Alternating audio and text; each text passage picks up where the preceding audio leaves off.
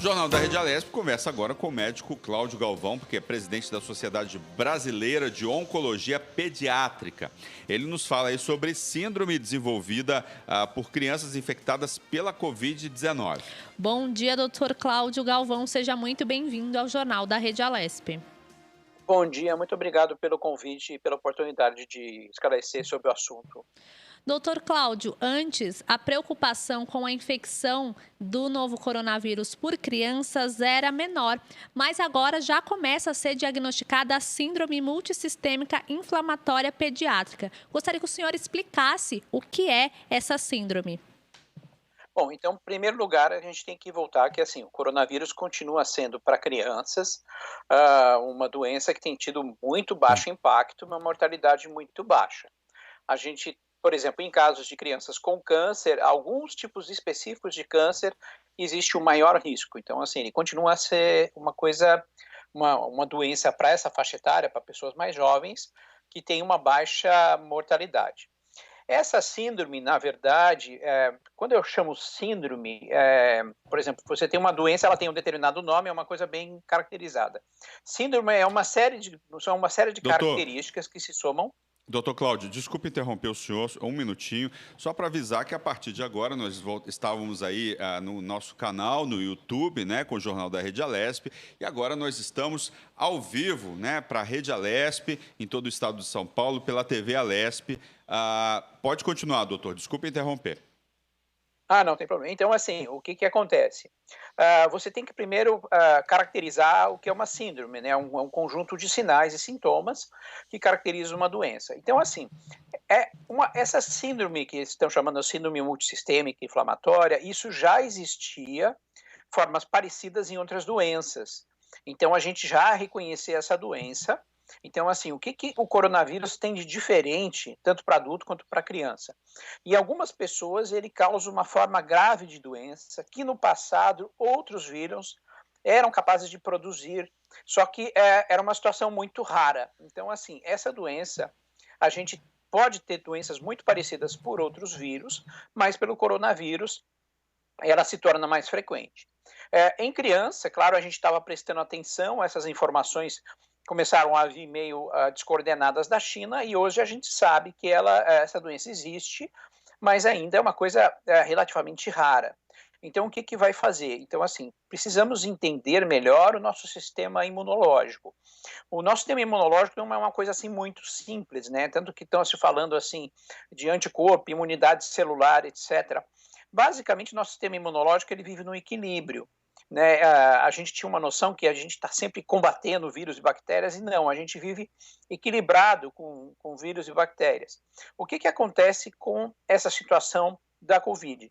Ele provoca uma reação inflamatória, nosso sistema imune, ou de algumas pessoas, começa a se auto-atacar para atacar o vírus e acidentalmente causa uma autoinflamação. Então, você produz uma inflamação contra você mesmo. É mais ou menos o que acontece, por exemplo, em doenças reumatológicas, reumatismo, quando você ataca o seu próprio corpo. Então, é isso que acontece nessa situação. Mas, assim, é bom esclarecer, isso aí não é um sinal assim de que se deva ficar desesperado ou que muitas crianças vão ser acometidas por isso. Todavia, é um sinal de alerta. E essa doença, ela deve estar sempre no radar de qualquer pediatra, porque ela pode acontecer de formas parecidas com outros vírus. E quais são as relações que podem ser estabelecidas entre essa síndrome e a Covid-19? É possível dizer que pode ser uma complicação da infecção pelo novo coronavírus? Qual que é a relação existente entre essas duas coisas? Então, o que dá? Desde o início, né, quando começou o coronavírus, tanto em adulto quanto criança, a gente viu assim, ele faz algumas coisas, o vírus tem algumas coisas curiosas. Por exemplo, vamos pegar um vírus da gripe. Então, assim, vírus da gripe você pode, por exemplo, uma pessoa A pega uma gripe mais leve, outra vai pegar mais intensa e outra pode falecer. O coronavírus, ele induz o sistema imunológico a fazer uma autoagressão. Então, assim, é só o coronavírus que faz isso? Não, não é só ele. Outros vírus fazem. Por que o coronavírus faz isso numa frequência tão elevada, de crianças a adultos? A gente ainda está descobrindo.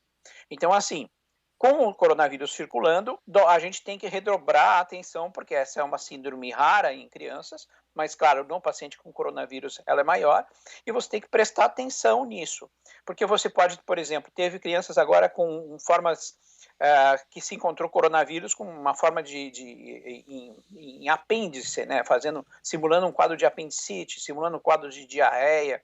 Então, você tem que ficar atento para situações inusitadas, que a gente já viu em outros vírus e agora tem que ficar mais atento. Então, assim, quem trabalha com hematologia, oncologia e vê esses pacientes, a gente mais ou menos que reconhece, porque a gente já via isso em outros pacientes em situações mais raras. Então, assim, agora, qual é o gatilhozinho, por que algumas pessoas vão ter a doença? Isso a gente não sabe exatamente. E mesmo assim, você expõe um número grande de crianças, a probabilidade disso acontecer com uma criança é muito baixa, mas ela existe e está sendo reportada.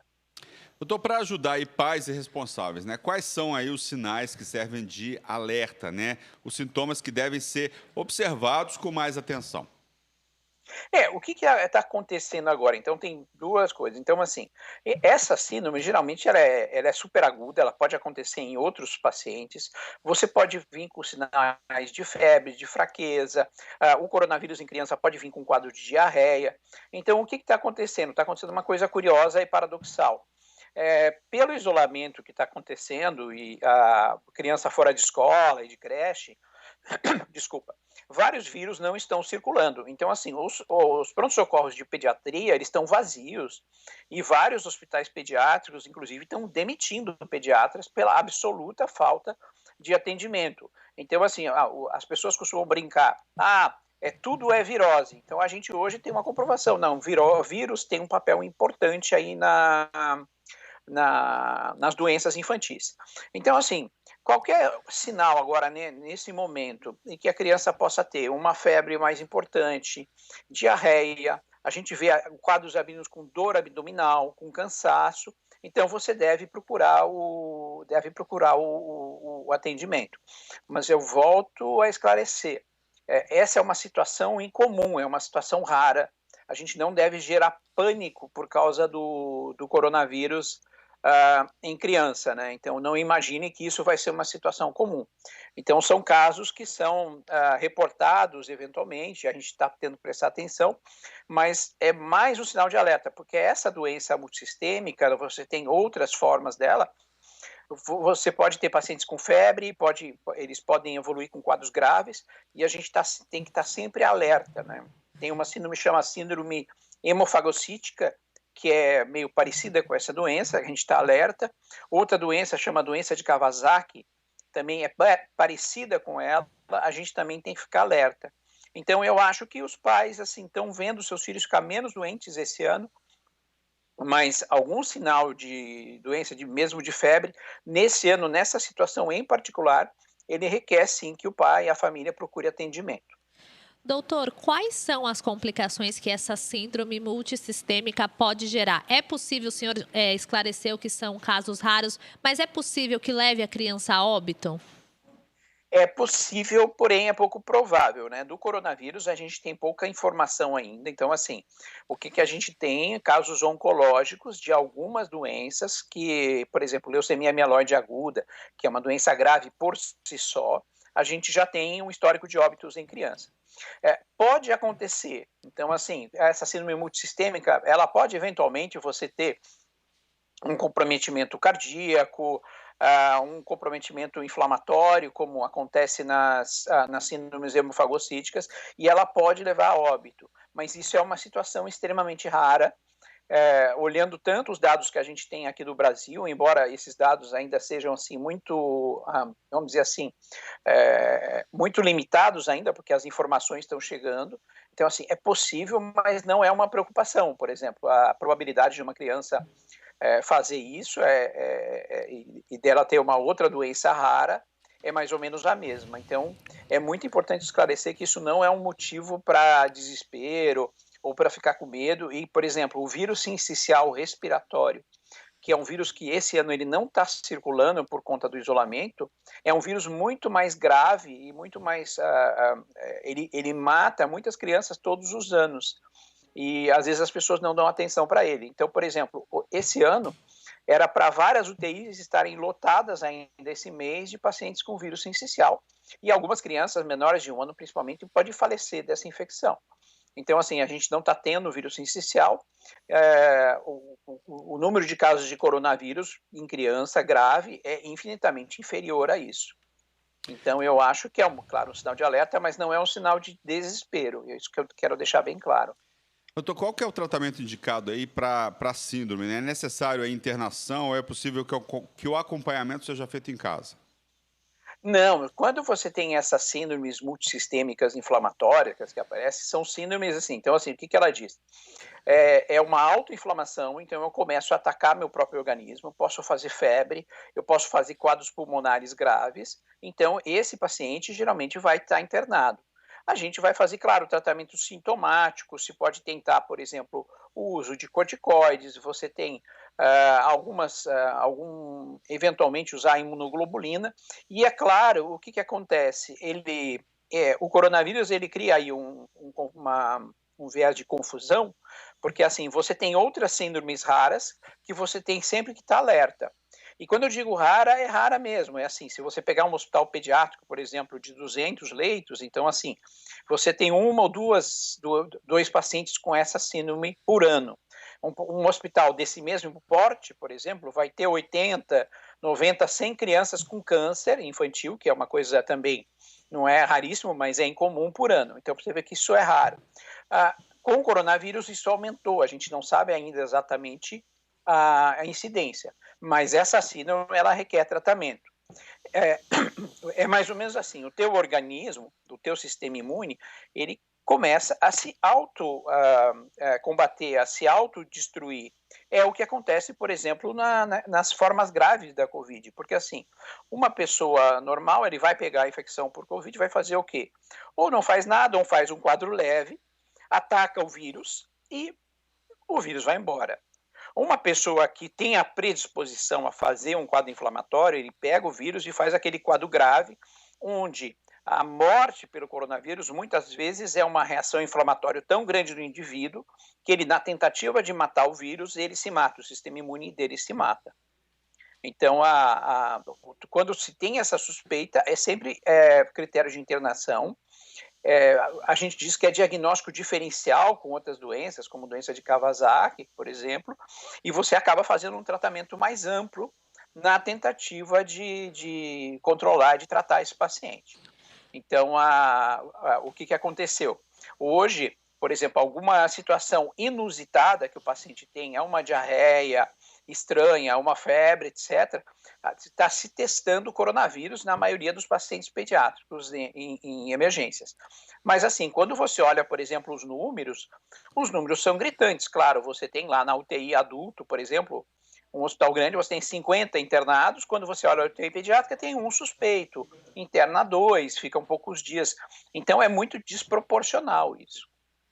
Doutor, no caso das crianças que passam por tratamentos oncológicos, essa síndrome ou até mesmo a infecção pelo novo coronavírus pode ser mais agressiva? Pois é, isso é uma pergunta interessante.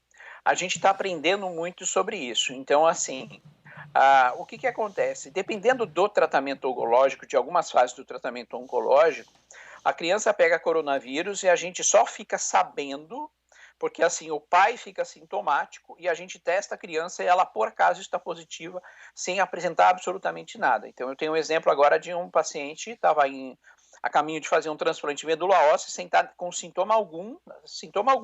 Se fez a triagem para começar o procedimento de transplante e se notou que a criança tinha o coronavírus, estava positivo, mas foi um achado ocasional. Então, assim, essa gama é muito grande. A maioria das crianças realmente não vai fazer nada de importante ou sintomatologia, mesmo em tratamento oncológico. Mas algumas delas, poucas, sim, desenvolvem quadros graves. Algumas a gente não sabe se a doença dela já era grave, ela morreu com o coronavírus ou ela morreu por causa do coronavírus. Mas sim, a gente tem que prestar atenção e a gente monitora. Aparentemente, o que a gente vê é que essas crianças parecem não transmitir, e é o que está vindo da literatura. As crianças têm pouca capacidade de transmissão, mas a gravidade ela vai variar muito. Mas, por exemplo, vamos supor, se eu pegar assim, coronavírus e comparar com vírus sincicial respiratório, vamos pegar um paciente bem grave, por exemplo, transplantado de medula. O vírus sincicial respiratório, que é um vírus comum, que esse ano não está circulando, ele tem uma capacidade, uma letalidade, uma mortalidade que inclusive, posso dizer que é superior ao coronavírus. Eu já vi centro de transplante ter que parar e fechar por conta disso. A mesma coisa com o H1N1. Então, o coronavírus é um vírus que chama atenção, que a gente presta atenção nele, mas nessas crianças ele tem uma gravidade parecida com os outros vírus. A gente não despreza, mas tampouco também a gente fica assim apavorado. Estamos monitorando em vários locais do Brasil. Você teve um pico lá no norte do Brasil, agora está caindo, alguns casos nas outras unidades da federação, mas assim, em breve a gente deve publicar esses dados. Mas os dados do mundo mostram isso, né? A oncologia pediátrica é uma coisa de preocupação, mas não é uma coisa de desespero. O que acontece é que, assim, como o coronavírus atrapalha o diagnóstico, então, assim, a gente sabe que tem paciente que deve estar em casa, o diagnóstico foi atrasado pela falta por medo de ir ao posto de saúde ou ao consultório fazer o diagnóstico.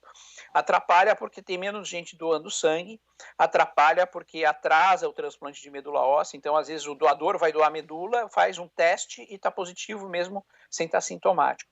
Então o coronavírus em si ele desorganiza todo o sistema. Mas se você olhar os hospitais pediátricos hoje do país, os hospitais estão todos numa crise sem precedentes, tendo que demitir médicos por falta de pacientes, pela não circulação de todos os outros vírus. Doutor, existe alguma suspeita aí ou razão de que a síndrome fique concentrada nas crianças, né? A idade pode ter alguma influência? O senhor já falou um pouco sobre isso, mas... Então, o que acontece? Por exemplo, você pega assim, olha que curioso, né? Você pega o vírus da gripe e ele, quando ele vem, ele pega a criança pequena. O corona ele vai piorando conforme vai avançando a idade. E é claro, você tem aí relatos de pessoas com 30, com 25 anos que acabaram falecendo com o vírus, mas essas pessoas a gente vai saber num futuro muito próximo que provavelmente elas devem ter mutações específicas para fazer a doença mais grave. Então, assim, a tendência é que na criança menor você tenha menos doença. Por que a gente não sabe? Algumas possíveis explicações. Talvez a vacina do sarampo cause um tipo de imunidade parcial contra o coronavírus. Talvez a vacina de gripe também possa fazer algumas coisas, a BCG. Então, tem uma série de coisas que estão sendo estudadas para tentar entender essas diferenças. A gente não sabe ainda. Parece que se vacinar, você protege parcialmente contra o coronavírus. Porque, assim, as pessoas falam em anticorpo. Então, assim, o que é um anticorpo? Eu tenho uma determinada infecção, meu organismo produz um anticorpo contra aquela infecção, eu consigo dosar lá um anticorpo contra a hepatite e está positivo. Então, eu consigo ver que aquele anticorpo contra a hepatite, né, esse anticorpo é produzido por uma célula, geralmente por células, chamam de memória, células B, mas existe uma coisa chamada imunidade celular, ou seja, meu sistema imune, ele teve um vírus, por exemplo, de uma determinada gripe, ele conhece a sequência de uma gripe e eu sou infectado por outra gripe. Ele usa aquela memória que ele tem, aquela memória celular que ele tem, para atacar aquela gripe, e aquilo funciona. Coronavírus é uma classe de vírus muito comum. Então, eles postulam que quem foi exposto, por exemplo, a outros coronavírus há pouco tempo, e criança, provavelmente acontece muito isso, porque eles pegam resfriado comum. Muito desses resfriados comuns são por outras formas de coronavírus que a gente já conhece, e a gente, por exemplo, esses outros coronavírus desse ano, em criança, por exemplo, transplantada, eles não faziam nada. Então, assim, ela pode ter pego esses resfriados e ter feito imunidade parcial. Então, talvez seja essa uma das explicações, por que eles não fazem formas tão graves. Ao mesmo tempo, como eu já disse, assim, essas crianças que vão fazer essas formas graves, provavelmente ela tem alteração, alguma mutação que faça com que ela desenvolva essa reação imunológica mais grave, né? Então a pergunta não é, isso é uma síndrome nova? Não. Mas por que o coronavírus faz isso e quem são os suscetíveis? Eu me arrisco a dizer que a um futuro próximo a gente possa sim fazer uma triagem ou criar algum teste e dizer, olha, pessoa de determinado perfil tem mais chance de fazer a doença do que outras. Porque mesmo sabendo que a doença mata mais pessoas idosas, a gente vê vários idosos tendo a doença e saindo dela assim, sem muitos sintomas. Agora eu tive um conhecido meu com quase 80 anos que foi fazer a sorologia, que viu sorologia positiva, quase morreu de susto, mas aí a doença já havia passado. Doutor, para os pais que estão nos acompanhando, enfim, responsáveis, gostaria que o senhor deixasse aqui algumas dicas de como proteger as crianças. A gente sabe que, às vezes, né, crianças que engatinham, ficam mais no chão. Então, assim, dicas simples que podem ser adotadas no dia a dia para ajudar, né, para proteger também as crianças do coronavírus. Eu acho que assim, a gente tem que pensar numa coisa muito importante, porque assim, nós precisamos ter contato com o vírus, bactérias, etc., para formar anticorpo, etc. Então a gente está numa situação excepcional. Então, assim, se a gente cair aí para excessos, é claro que agora esse é um período diferente, a gente corre risco. Mas criança é a mesma orientação de sempre, quer dizer, higiene das mãos, cuidar com que ela está ingerindo, né? A criança vai acabar ingerindo e tocando objetos, colocando na boca. Então, assim, a higiene das mãos, eu acho que isso pode ficar de mensagem para o futuro, por exemplo, de você higienizar melhor as mãos, de você higienizar melhor as suas mãos. E a mensagem mais importante de todas é a seguinte: teve agora esse movimento anti-vacina, que não deve, não pode, etc. Eu espero que o coronavírus acabe com esse movimento anti-vacina. Porque, assim, estava voltando o sarampo, está voltando outras doenças que estavam praticamente erradicadas, estavam voltando. Então, assim, é necessário vacinar seus filhos, é necessário fazer consulta regular ao pediatra, não fuja do seu pediatra, do consultório do pediatra por causa do coronavírus, e a questão de higiene, higienize as mãos, higienize as suas mãos, e quem tiver indicação de tomar vacina de gripe, seja criança ou seja idoso, tem que tomar as vacinas. Então, eu acho que a minha mensagem é: siga corretamente toda a vacinação. Eu espero que esse movimento anti-vacina ele seja extinto com o coronavírus, porque a vacina vai chegar, as pessoas vão se vacinar e vão começar a levar as vacinas mais a sério. Esse movimento anti-vacinas ele era muito perigoso, então eu acho que mais do que ficar neurótico com higiene, a gente tem que lembrar de todas as vacinas e, eventualmente, essas vacinas que as crianças estão tomando e, eventualmente, possivelmente, elas estão protegendo as crianças de formas mais graves de coronavírus. Talvez seja por isso essa explicação. Mas eu acho que não é para nenhum pai nem uma mãe ficar neurótico com o seu filho ou ficar com medo ou evitar, não deixar ele encostar em nada, porque isso aí pode levar um caos, um desespero completamente desnecessário. Doutor, o que o senhor atribui a esses movimentos negacionistas, né, contra a ciência? O que está acontecendo? Sempre existiram, agora estão mais evidentes? Isso tem uma revista que acabou se desacreditando muito, a Lancet, publicou um artigo há muito tempo atrás associando vacina contra autismo. Foi um artigo mal feito, falsificado e foi tirado do ar. Depois a própria Lancet, nessa história da cloroquina, publicou um artigo também que todo mundo duvidou, que tinha um número de pacientes exageradamente grande que dizia que a cloroquina não funcionava. Claro que agora já tem estudos mais sérios, mostrando que realmente talvez ela realmente não tenha grande efeito, mas isso ajudou muito nesse movimento anti-vacina. E o que aconteceu? Quem é mais velho viu as pessoas morrerem. Por exemplo, eu sou mais velho e eu vi meu irmão ser internado por meningite quando eu era criança, e vi gente morrendo de meningite, a gente via pessoas que morriam de sarampo, etc. Como tudo ficou melhor, o mundo ficou mais limpo, as pessoas começaram a fazer esse movimento negacionista. Então, eu acho que, assim, vacina realmente, eu acho que não é uma questão de direito individual, é um direito coletivo, porque se eu não me vacino, eu posso contaminar as outras pessoas. Então, eu acho que esse movimento tem que ser combatido. Eu sou uma pessoa de um aspecto, assim, muito liberal, mas nessa questão de vacina, gente, eu acho que isso tem que ser, eu acho que questão legal de ser interpelado, conselho tutelar, etc., se uma criança não for vacinada. Acho que vacina agora vai se mostrar assim, uma coisa muito importante. A humanidade só chegou até aqui, a gente só vive bastante porque tem vacina. No tempo dos meus avós e dos meus pais, você perdia 1, 2, 3 irmãos por doenças, como meningite, como sarampo, como a paralisia infantil, coisa que desapareceu, né? Então, eu acho que a gente tem que acabar com esse movimento de negacionista de vacina. Isso tem que sumir. Isso aí é um desenvolvimento enorme para a humanidade. Quer dizer, a gente avançou muito com as vacinas. Nós não podemos deixar isso se perder.